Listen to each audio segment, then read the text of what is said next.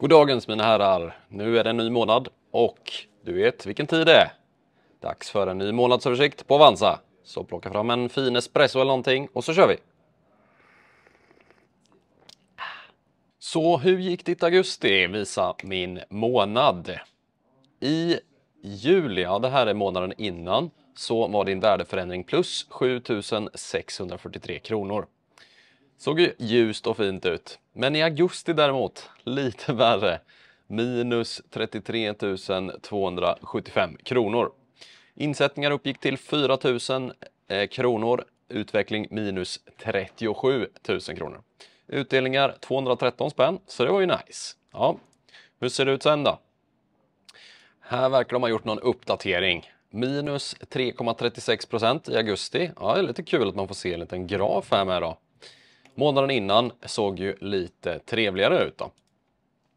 Men hur gick det jämfört med snittet? Ja, minus 3,36%.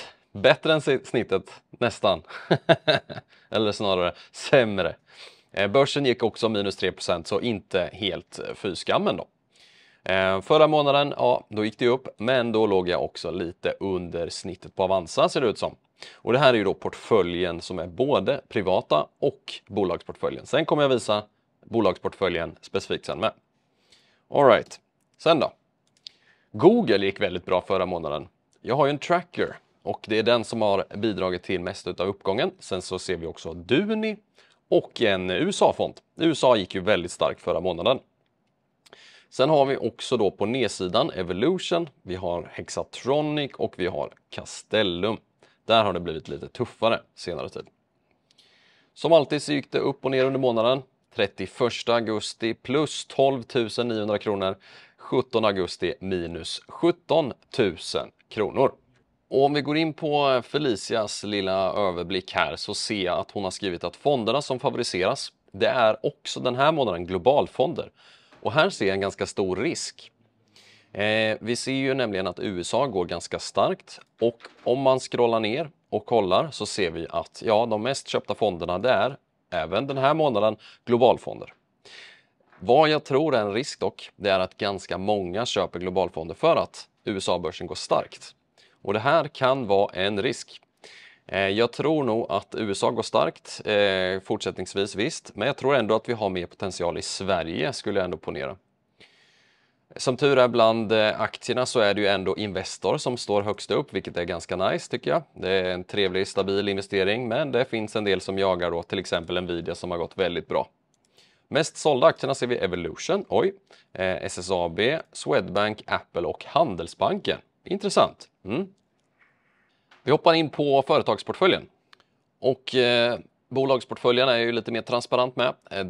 Det fick jag faktiskt en fråga om och anledning till det, ja det är för att den är lite mer stabil och trygg, lite mer långsiktig, medan i privata så tar jag lite mer risk. Den ser ut så här i dagsläget. Vi har största innehav fortfarande Investor, sen Castellum och lite Lundbergs. Sen har vi en drös med fonder också. Vi ser till exempel Länsförsäkringar USA-index, Avanza Zero och Sverige. Så en liten blandning mellan USA och Sverige, men fortfarande tyngst i Sverige. Och kollar vi då på augusti specifikt, visa min månad. Så det här är ju då enbart för bolagsportföljen. Inga insättningar gjordes. Totala värdet sjönk med ungefär 3 000 kronor. Inga utdelningar. Månaden innan så såg det muntrare ut, helt klart. Om vi kollar på grafen då, ja, då var det lite sådär. Det gick ner och sen studsade upp igen. Men månaden där innan så var det lite finare graf. Och månaden innan, ja då ser vi att vi krossade index och snittet på Avanza. Men den här månaden, ja minus 2%, bättre än snittet på Avanza och bättre än börsen. Ganska likt USA-börsen DJ, alltså det är ju då Dow Jones. Vad var det som gick bäst då? Jo, det är ju USA-fonden såklart. Sen har vi då Lundberg och Avanza Zero som gick bäst, eller då minst sämst eller vad man säger. Och på nedsidan så har vi då Investor, Castellum och Avanza Sverige. Som alltid gick det upp och ner under månaden. 10 augusti 2 000 kronor plus och 11 augusti minus 2 700. Totala överblicken då minus 3 000 kronor minus 2%. Ska vi hoppa in på Lysa-portföljen kanske?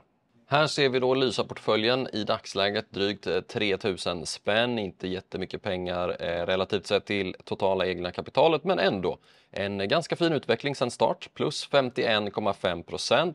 Och kollar vi de senaste 3 månaderna, vad har vi då? Vi har augusti från 1 augusti här, plus 3% och i slutet 4, ja men så drygt upp lite mindre än 1% då under augusti månad på Lysa. Så det är fint. I år plus 16%. Känns ganska tryggt och bra. Och tack vare USA så är det ju anledningen till varför Lysa går så starkt just nu. Jag ser också ett ganska stort antal människor som börjar skaffa Lysa helt enkelt. Och ja, varför inte? Skaffa det gärna. Gå gärna på min länk i beskrivningen så får du 20% rabatt. Och sen så kan du också bjuda in dina vänner så får du även du 20% rabatt på avgifter då.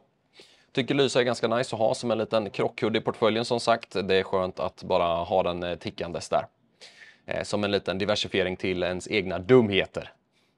Det var så det såg ut under augusti månad och jag vill jättegärna veta hur det gick för dig under månaden, så skriv som alltid en kommentar här nedanför och dela med dig hur det gick för dig.